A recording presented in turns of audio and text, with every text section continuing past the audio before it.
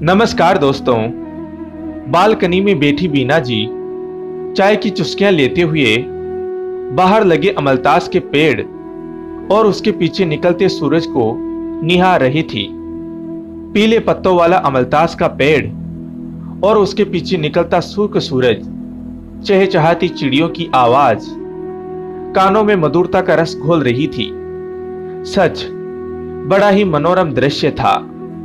शादी के इतने वर्ष बीत गए, वह सांस बन गई, पर उन्हें एहसास ही नहीं हुआ कि उनकी बालकनी से इतना मनोरम दृश्य भी दिखता है। आज इतने वर्षों बाद यह सुकून भरी सुबह ने उनका मन प्रफुल्लित कर दिया और वह मन ही मन इस खूबसूरत सुबह के लिए अपनी बेटी जैसी बहू वैशाली को धन्यवाद देने लगी। बीना जी अपने पुराने दिनों में खो गई। जब उनकी माताजी और पिताजी ने बोला था कि वीना को बहुत ही अच्छा ससुराल मिल रहा है, बहुत ही अच्छी किस्मत है, राज करेगी मेरी वीना, पर मैं कब राज कर पाई। शादी होकर आते ही सास ने सारी जिम्मेदारियां बीना जी पर डाल दी। सास ससुर ननद देवर से भरा पूरा संयुक्त परिवार, चक्करधीनी सी जिंदगी हो गई थी बीना जी की। मानव बीना जी के पति, उन्होंने भी तो कभी बीना जी को नहीं समझा। मानव भी और पुरुषों से अलग नहीं थे। पुरुष होने का दंभ उनमें कूट कूट कर भरा था। उनकी नजरों में औरतों का काम ही होता है घर संभालना, और घर में काम ही क्या होता है, बस खाना ही तो बनाना होता है, तो उसमें क्या थकना। और वैसे भी सभी औरतें तो करती हैं, तुम उसमें क्या अनोखा करती हो। शादी होते वक्त माँ पिताजी ने यही शिक्षा दी थी कि ससुराल में तालमेल बिठाकर रहना। मेरा तो पूरा जीवन ही तालमेल बिठाते बीत गया।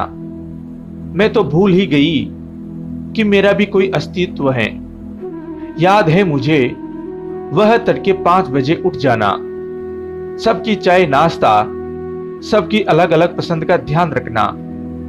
काम करते करते कब 12 बज जाता था पता ही नहीं लगता था।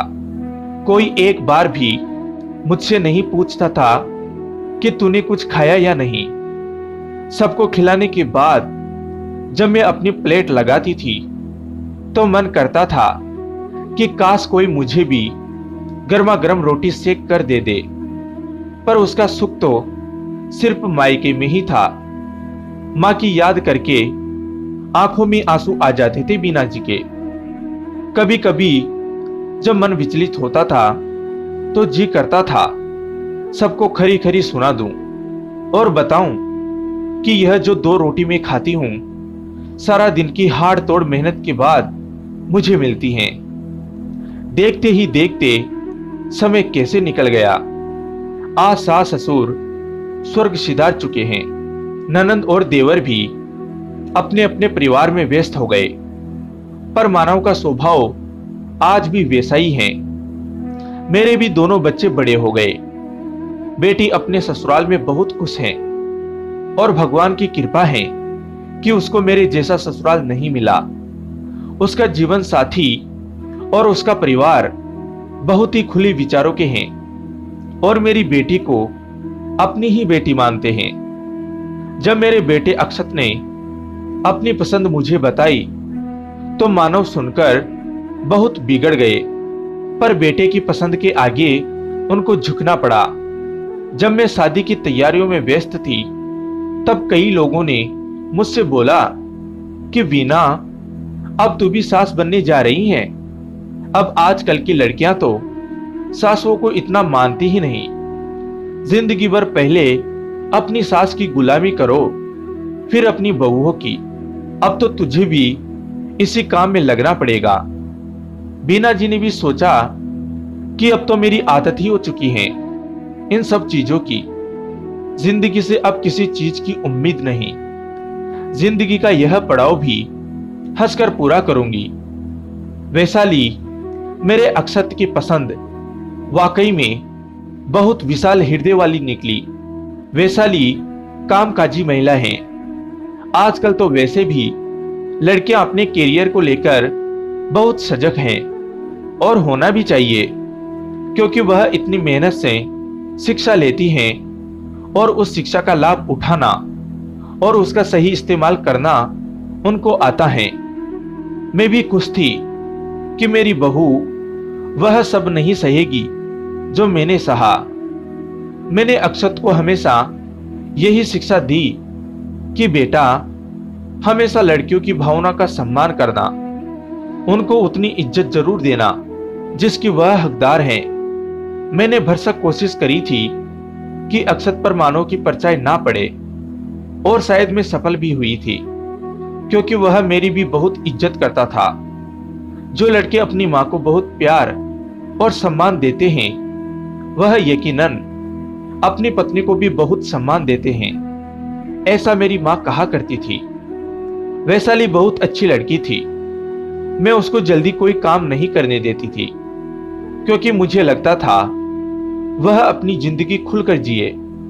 एक दिन सुबह सुबह बेल बजने पर मैंने देखा कि वैशाली एक मेड को लेकर चली आ रही है। आते ही मुझसे बोली कि मम्मा, बहुत कर लिया आपने काम, अब आप आराम करेंगी। यह शांति है और अब से यह फुल टाइम घर पर रहेगी और घर का सारा काम यही देखेगी, खाना भी यही बनाएंगी। मेड की तरफ इशारा करते हुए वैशाली ने बोला, पर बेटा, इसकी सैलरी तो बहुत होगी। मानव कभी नहीं मानेंगे। मां, मैं हूं ना, मैं देख लूंगी। मैं इतना कमाती किस लिए हूं? मम्मा, अगर आपने मुझे बेटी माना है तो मैं भी आपको सास नहीं, दिल से अपनी मां ही मानती हूं। अगर आप हमारी भावनाओं का इतना ख्याल करती हैं तो हमारा भी फर्ज है कि हम आपकी भावनाओं का ख्याल करें। बस मुझे और कुछ नहीं सुनना। और हाँ शांति, तुम मां को दोनों टाइम गर्मा गर्म रोटी बनाकर खिलाओगी।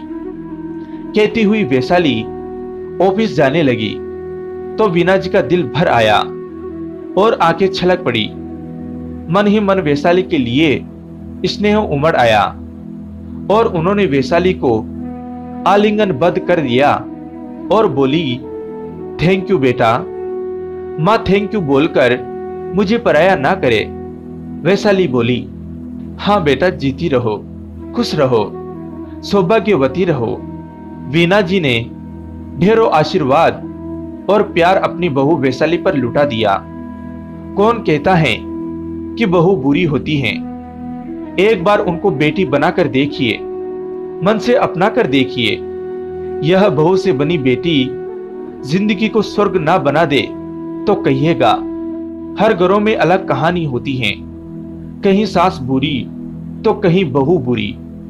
दोनों में अगर बुराइयां हैं तो दोनों में अच्छाइयां भी हैं। समझदारी इसी में होनी चाहिए कि हम बुराइयों को नजरअंदाज करें और अच्छाइयां और खूबियां देखें, तो हमें एक दूसरे को अपनाने में आसानी हो जाएगी और जिंदगी स्वर्ग से सुंदर हो जाएगी। एक बार ऐसा करके तो देखिए, यकीनन जिंदगी आसान हो जाएगी। तो दोस्तों, कैसी लगी आपको ये कहानी? कमेंट करके जरूर बताएं। कहानी अच्छी लगी हो तो वीडियो को लाइक करें, चैनल को सब्सक्राइब कर घंटी को जरूर दबाएं। कहानी को अंत तक सुनने के लिए आपका धन्यवाद दोस्तों। फिर मिलूंगा एक नई कहानी के साथ। जय हिंद, जय भारत।